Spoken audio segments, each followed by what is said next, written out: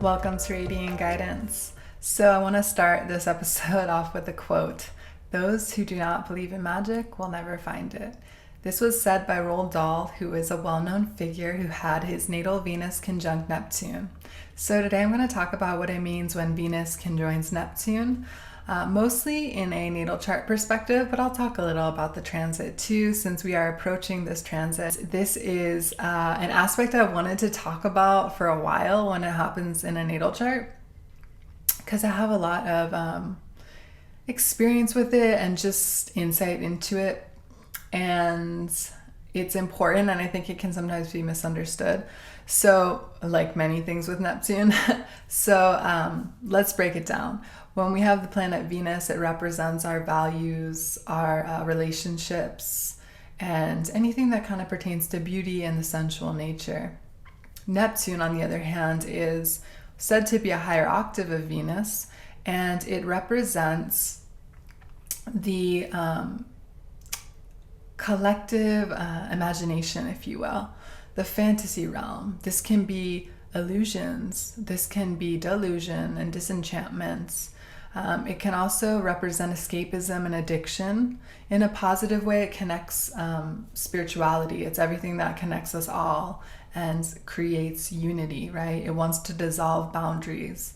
So it has this tendency to dissipate energy. So when we have the planets have love and attachment connected to in conjunction with Neptune, it can definitely create a very whimsical and very idealistic type of person who gets very caught up in romanticism. And I don't even just mean that in a relational way, though of course it manifests as that too.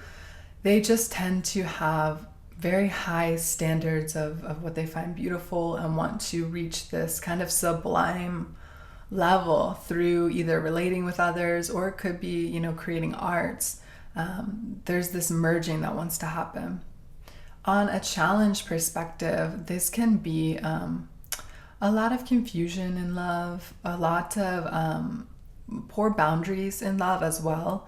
We see a lot of echoes of enmeshment or a savior victim kind of dynamic being played out, where people with this aspect in a conjunction, which is considered a more challenging aspect, though it's kind of mitigated because these planets are two sides of a similar thing, but it can just lead to a lot of almost like overvaluing of this perfect other or this perfect ideal. Even it could be a spiritual ideal that they want to kind of chase after.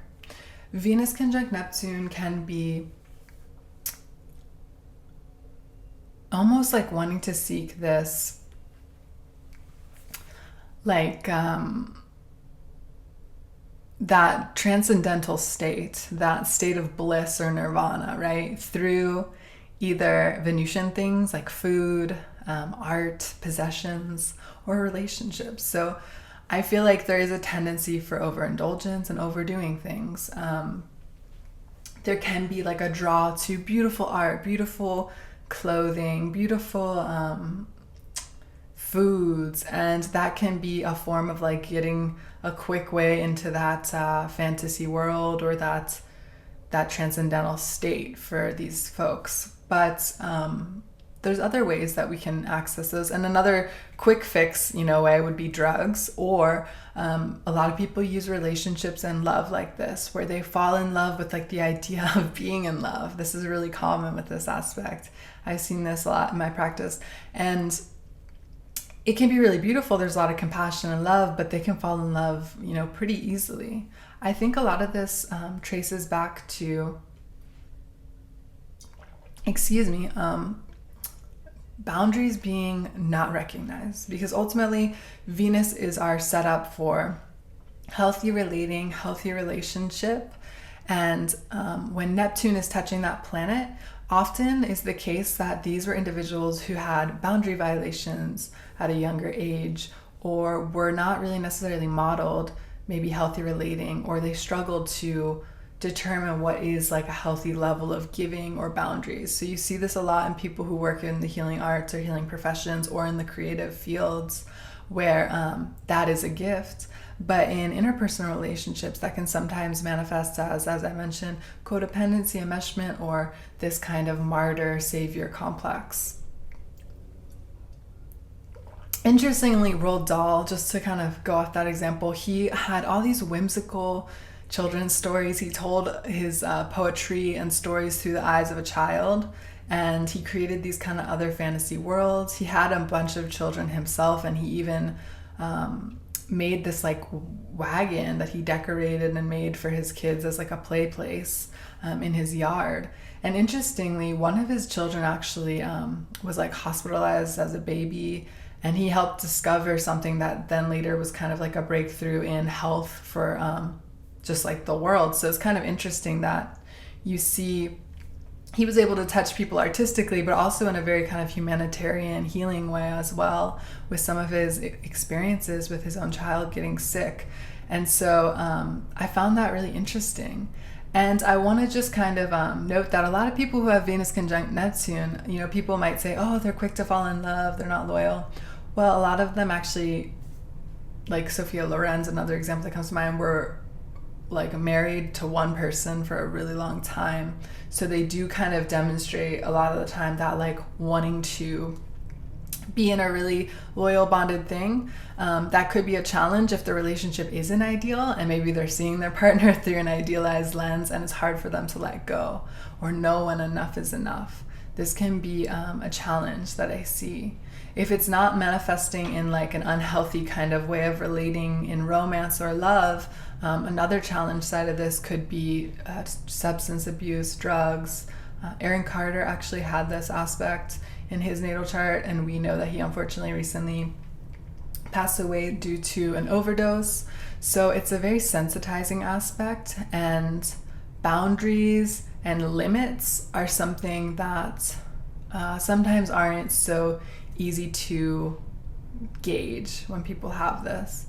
I think when this aspect is channeled in a really productive or healthy way, let's say, it's when people can learn to channel it through things that require maybe some more discipline, but are still working on the Venus-Neptune level. So that would be things like meditation, things like spiritual practices, though everyone, you know, can still get carried away with those things. But I would say like a art practice, a creative practice, music practice, like things that are a little more disciplined but also get you to that kind of like transcendental state, just in a different way.